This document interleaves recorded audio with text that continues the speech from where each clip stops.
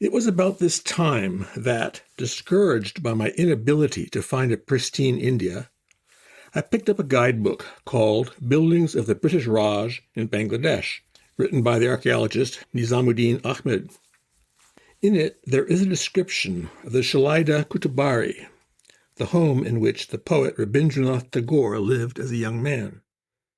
Ahmed writes that there are, quote, few places in Bangladesh which can equal Shalaida in its enchanting natural beauty and its unspoiled natural landscape. I probably would have paid no attention except Niraj Chowdhury, author of The Autobiography of an Unknown Indian, calls the oceanic Tagore the greatest of all Bengalis. Such praise from Chowdhury is almost inconceivable, and it tipped the scales. I decided to take a look. Shalaida is not the easiest trip to make. The nearest town is Kushtia, and getting that far involves, first of all, a 60-mile drive west from Dhaka through heavily irrigated lowlands to the Brahmaputra. From there, you can choose between a southerly route with a short ferry ride across the Brahmaputra and then, at least in 1991, an insane drive of infinite duration over about 100 miles of road under construction. The northern route calls for a longer ferry ride across and up the Brahmaputra, then a drive some 60 miles west to the town of Pabna, followed by a second but short ferry across the Ganges. Pabna is just about the only place to stop for the night along this second route, and it was a good place for me to look around. Bangladesh, after all, has such a hopeless reputation, endless calamities, and infinite destitution. But a 2 hours walk there at dusk cured me forever of thinking of that country as an international basket case. Piles of magenta mustard seed were spread out to dry on outdoor pavements. Later they were brought to mill rooms dark with belt-driven machinery expressing an oil that made my eyes smart. Next door were carpenters, some splitting and sawing logs, others screwing planks together to form the seats of cycle rickshaws. There was a concrete casting works with piles of pipe and ornamental screenings and squat toilets that it had produced. There were shops where men assembled cotton undershirts with treadle sewing machines. Others where the same machines were sewing automobile seat covers. There were electricians rewinding electrical motors. There were merchants selling sandals and others selling hand tractors. Off Pabna's main road and in the residential quarters of the town, horticulturalists grew flowers in plots fenced with sharpened bamboo stakes. Nearby there were houses from whose windows came the sound of the BBC.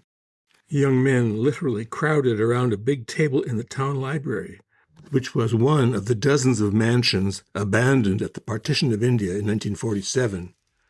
Rabindranath Tagore's family, like Niraj Chowdhury's, had been part of the Hindu elite. Indeed, the Tagores had once been among the wealthiest families of Bengal. Shalaida was only one of their properties when Rabindranath was sent there by his father in the 1880s to be the estate manager. Tagore had spent the better part of 20 years there, and he returned to it to translate into English the poems that, published as Gitanjali, won him the Nobel Prize for Literature in 1913. The Ganges ferry, beyond Pabna, is a comparatively simple matter, hardly more than an old barge with a strapped-on motor. But the river itself is much reduced from its historic size by the construction upstream in India of the Farakka barrage, which diverts a large part of the Ganges to another distributary, the Hooghly, which flows past Calcutta. The barge chugs across the reduced Ganges peaceably enough, at least in comparison with the strong flow of the Brahmaputra, and there is a fine view of the nearby and mile-long Harding Bridge, which was opened in 1915 and remains the bravest of all the British efforts to lace Bengal with steel. The first time I came to Kushtia, it was in April, and by the misbegotten way along the highway under construction. Exhausted, I threw myself on the mercy of the deputy commissioner. He was kind enough to ask in only a slightly patronizing way if he was correct in surmising that I required a room, a cool room, I believe. He also asked if I required alcohol. He was offering vodka, left over from the visit of a Russian diplomat. The deputy commissioner reached out a languid arm, his own house was not air-conditioned, picked up a phone, and arranged air-conditioned accommodation at the Kushtia district guest house. I wanted to see Tagore's home as early as possible the next morning, so my driver and I left the guest house at first light, just before 6. A baker down the street was furiously kneading dough for his morning customers. With some hesitation, we made our way to an unbridged river, whose small amount of water was a trickle in the middle of several hundred yards of sand. The driver was from Dhaka and had not been here before. He was nervous, especially when told by people crossing the river on foot to drive right across. When we approached the water, he took on board a guide who could show us where to drive through the axle-deep water. Now we were on what turned out to be an island, bounded by this sand stream on the west and by the Ganges on the east.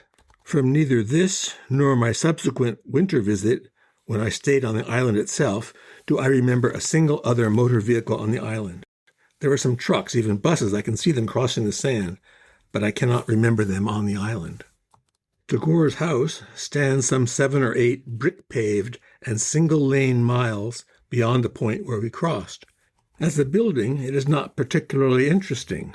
Wooden, red, with 2 stories, laid out on a square, about 40 feet on a side.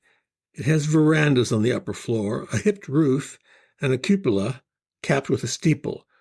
It also has a most peculiar boundary wall, red brick, with a white cap that undulates like a snaking jump rope.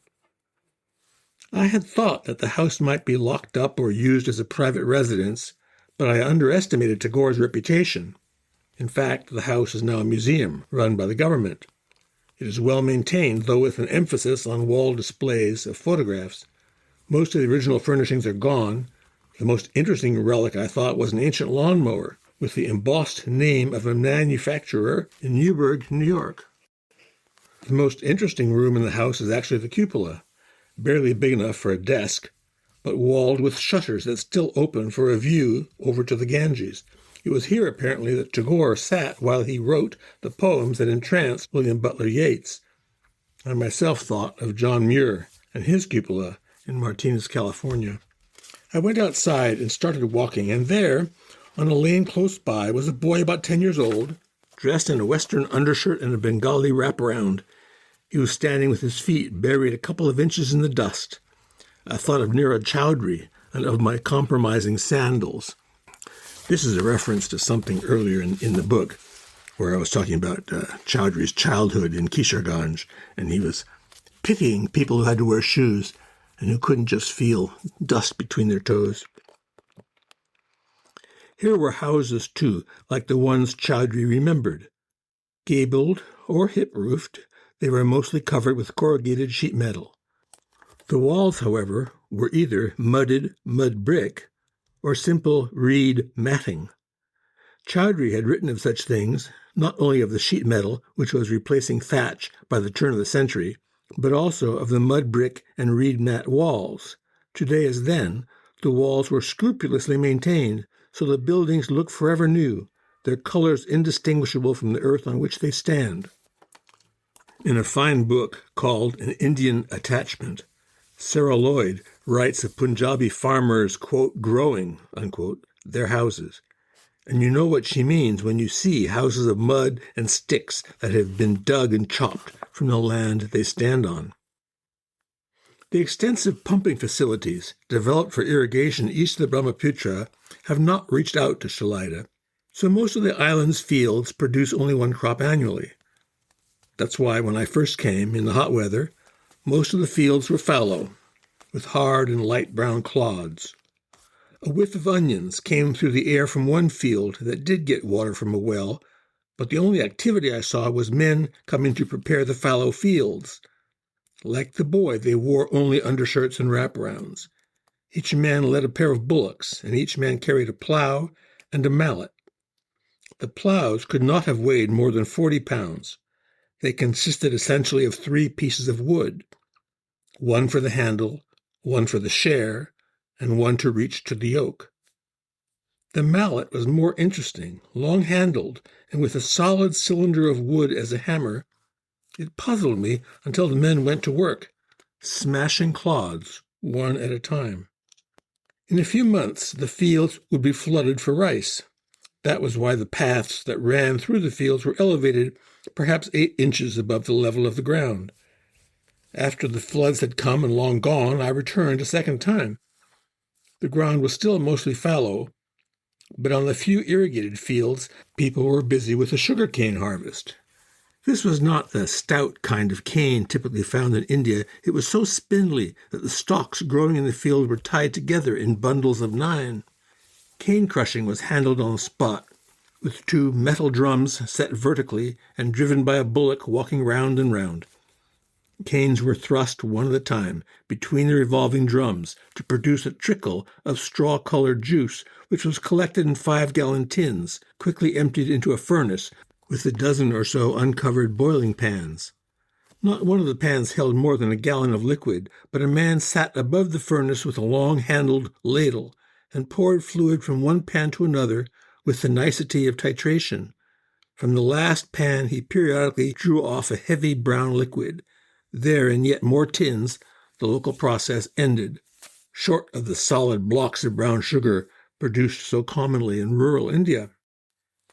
Most of the houses in the neighborhood were not bunched in hamlets, but stood as isolated homesteads, marked by mangoes, palms, and great stacks of rice straw. I approached one that covered perhaps half an acre, but the compound was well screened by a beautiful herringbone-woven reed fence, and I could hardly see anything beyond the hipped roof of corrugated metal, supported by walls of mud brick, pierced by tiny windows with bamboo grates. I saw no one inside the compound except women at work in an outdoor kitchen, and I turned away. I came to another farmstead, and nearby a simple bridge across a dry wash. I sat down on the bridge railing to watch a couple of bullocks nibbling straw from a large, coarsely woven basket. Nearby there was a haystack from which the animals had nibbled until it was almost undermined. Beyond, there were huts on smooth, shaded dirt. 2 or 3 young men came up and stared. One of them, it turned out, had studied at a college in Kustia, and he struggled with his English to explain the farmstead in front of us belonged to a relative, a poor man, but I was welcome to look. And so I walked around that immaculate courtyard, which had buildings on all 4 sides. Each was raised on a mudded platform about 2 feet high, and each was built of mats and thatch. No mud brick here except for the platforms. Against one wall stood a bicycle, and a couple of utensils, a bowl, a water pot, a bamboo pole. Against another wall leaned one of those plows, as elegant as a fishing rod. In a corner between 2 buildings there was a screened-in kitchen, a patch of ground on which a girl, perhaps 10 years old, squatted to tend a few pots. She wore a Western-style dress, yellow like cornbread. The young man now wanted to take me to his own home, which was a couple of 100 yards away. A dozen people were soon crowded into a small room which was furnished with only a bed and a bench. I gathered that though he was a college graduate, he had no job. I avoided the foolish question about working the family's land, for as soon as we made it to his house, he disappeared for a moment and returned wearing a long-sleeved dress shirt. His mother appeared in widow's white, and through her son half insisted that I eat breakfast. She reappeared in a few minutes with a large bowl of leathery puffed rice, sweetened with crude sugar. It was fine, but the family was disappointed, and I hope no more than that, when I repeatedly declined the water they offered. I thanked them and wandered along the river. Music far away on the Pabna side drifted across, so little impeded that when I first heard it, I thought that a man standing in the shallows in front of me must be holding a tiny radio. I think now of one of Tagore's untitled poems, Gitanjali 74. Quote, "The evening air is eager with the sad music of the water. Ah, it calls me out into the dusk. In the lonely lane there is no passerby. The wind is up. The ripples are rampant in the river. I know not if I shall come back home. I know not whom I shall chance to meet. There at the fording in the little boat, the unknown man plays upon his lute." Unquote. The Ganges here is calm all the time, now that the Farakka barrage is in place. Certainly when I saw it, the water surface offered a perfect reflection of the small boats that moved up and down, sometimes with motors, sometimes with sweeps, sometimes with one man walking on the shore and pulling a rope attached to the top of the mast. In the Salida evenings, I saw almost no electric lights. One small electrically driven grist mill shut down by dark. Oil lanterns were ignited in people's homes and also on the rear axles of the cycle rickshaws clustered at the occasional road crossings. It was a long time until the sun rose, and children gathered at dawn around small bonfires, lit to repel the chill made worse by the damp. The sun rose magnificently, and I think now of Gitanjali 57, where Tagore writes of light, my light, the world-filling light, the eye-kissing light, heart-sweeting light. I see a spectacular sunrise, and Tagore sees divinity. It's like the Muskogee ball sticks, and there's not much doubt about it. Time out again. What Muskogee ball sticks? I have to go back to page 4 for a moment, and here's the relevant paragraph. I think now of the Muskogee leader I know who recently brought a pair of ball sticks to a classroom. I asked him why those handmade sticks of hickory were the only beautiful things in the room, why the chairs and tables and windows were so utterly devoid of beauty. He said that he understood me, but that I was using the wrong words. What the ball sticks had, he said, was spirit, and he meant this very literally, the spirit of the hickory, preserved as he shaped the wood from its original form. Okay, so back to where I was. The difference is that I see a spectacular sunrise and Tagore sees divinity. It's like the Muskogee ball sticks, and there's not much doubt about it, for Tagore continues, this is Gitanjali 59, yes, I know there is nothing but thy love, O beloved of my heart, this golden light that dances upon the leaves, these idle clouds sailing across the sky, this passing breeze leaving its coolness upon my forehead.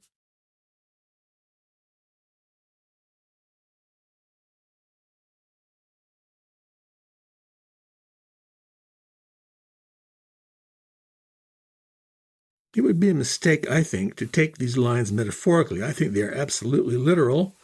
That is why Tagore seems so obsessive to us, for little else matters to him but this glimpse of divinity.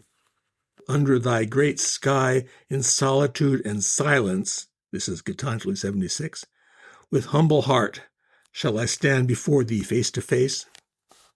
What makes all this so difficult for us is not Tagore's faith, we're used to dealing with that, or at least with professions of it, but his sense that we are in a universe inconceivably full of life, growing in every direction and going nowhere. That's where he sticks in our craws. We insist that progress somehow not only makes us comfortable, it makes sense. We insist that the universe will somehow sanction our strenuous efforts so that we don't have to worry about why we're so busy. Not Tagore. He will have none of this nonsense. He shames us in our narrowness.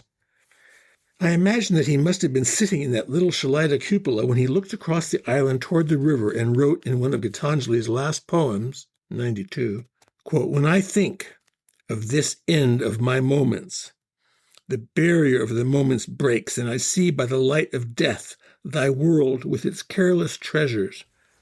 Rare is its lowliest seat, rare is its meanest of lives. Things that I longed for in vain and things that I got, let them pass. Let me but truly possess the things that I ever spurned and overlooked. You can climb up to the cupola yourself. You can swing open the shutters on all sides. Here he sat, you may think, when he wrote in Gitanjali 96, when I go from hence, let this be my parting word, that what I have seen is unsurpassable.